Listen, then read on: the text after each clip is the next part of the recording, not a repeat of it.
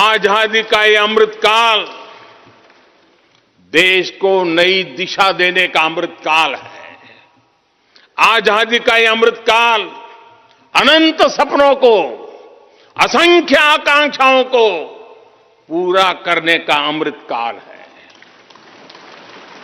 इस अमृतकाल का आह्वान है, इस अमृतकाल का आह्वान है मुक्त मातृभूमि को, मुक्त मातृभूमि को नवीन प्राण चाहिए, नवीन पर्व के लिए नवीन प्राण चाहिए। मुक्त गीत हो रहा, मुक्त गीत हो रहा नवीन राग चाहिए, नवीन पर्व के लिए नवीन प्राण चाहिए।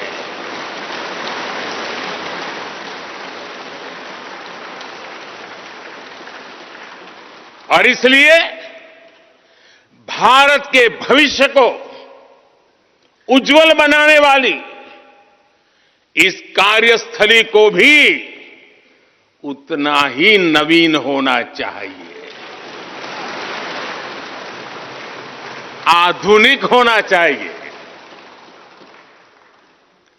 साथियों, एक समय था जब भारत दुनिया के सबसे समृद्ध और वैभवशाली राष्ट्रों में गिना जाता था।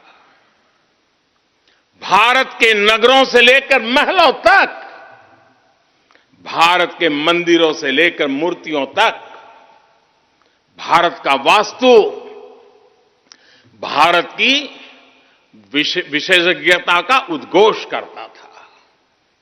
सिंधु सभ्यता के नगर नियोजन से लेकर मौर्यकालीन स्तंभों और स्तूपों तक, चोल शासकों के बनाए भव्य मंदिरों से लेकर जलाशयों और बड़े बांधों तक, भारत का कौशल विश्व भर से आने वाले यात्रियों को हैरान कर देता था।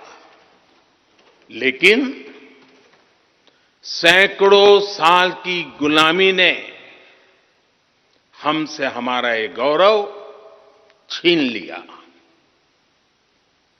एक ऐसा भी समय आ गया जब हम दूसरे देशों में हुए निर्माण को देखकर मुग्ध होने लग गए।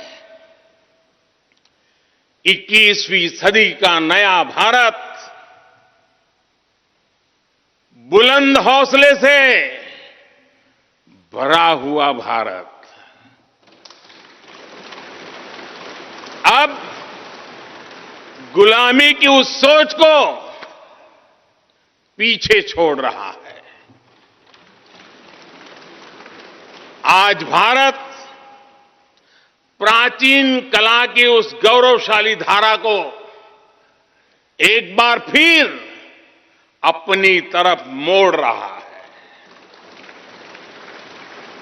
और संसद की ये नई इमारत इस प्रयास का जीवंत प्रतीक बनी है। आज नए संसद भवन को देखकर हर भारतीय गौरव से भरा हुआ है। इस भवन में विरासत भी है, वास्तु भी है, इसमें कला भी है, कौशल भी है, इसमें संस्कृति भी है और संविधान के स्वर भी है। आप देख रहे हैं कि लोकसभा का आंतरिक हिस्सा, यहां भी देखिए, यहां भी देखिए, राष्ट्रीय पक्षी मोर पर आधारित है। राज्यसभा का आंतरिक हिस्सा राष्ट्रीय फूल कमल पर आधारित है और संसद के प्रांगण में हमारा राष्ट्रीय वृक्ष बरगद भी है। हमारे देश के अलग अलग हिस्सों की जो विविधता है, इस नए भवन ने उन सबको समाहित किया है।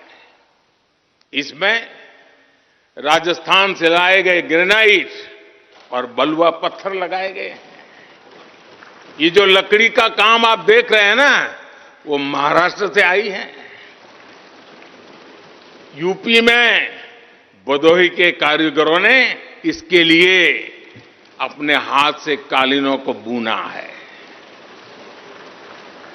एक तरह से इस भवन के कण कण में हमें एक भारत श्रेष्ठ भारत की भावना के दर्शन। साथियों, संसद के पुराने भवन में सभी के लिए अपने कार्यों को पूरा करना कितना मुश्किल हो रहा था, ये हम सभी जानते हैं। टेक्नोलॉजी से जुड़ी समस्याएं थी, बैठने की जगह से जुड़ी चुनौती थी। इसलिए ही बीते 1.5-2 दशकों से ये चर्चा लगातार हो रही थी कि देश को एक नए संसद भवन की आवश्यकता है। और हमें ये भी देखना होगा कि आने वाले समय में सीटों की संख्या बढ़ेगी, सांसदों की संख्या बढ़ेगी, वो लोग कहां बैठते हैं? और इसलिए ये समय की मांग थी कि संसद की नई इमारत का निर्माण किया जाए। और मुझे खुशी है कि भव्य इमारत आधुनिक सुविधाओं से पूरी तरह लैस है। आप देख रहे हैं कि इस समय भी इस हॉल में सूरज का प्रकाश सीधे आ रहा है। बिजली कम से कम खर्च हो, हर तरफ लेटेस्ट टेक्नोलॉजी वाले गैजेट्स हों, इन सभी का इसमें पूरा ध्यान रखा गया है।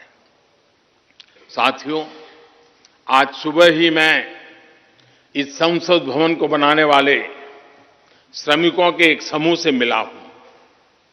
इस संसद भवन ने करीब 60,000 श्रमिकों को रोजगार देने का भी काम किया है। उन्होंने इस नई इमारत के लिए अपना पसीना बहाया है।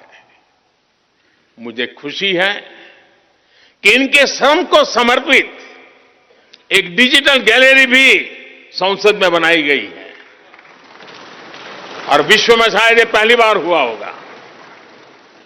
संसद के निर्माण में अब उनका योगदान भी अमर हो गया है। साथियों,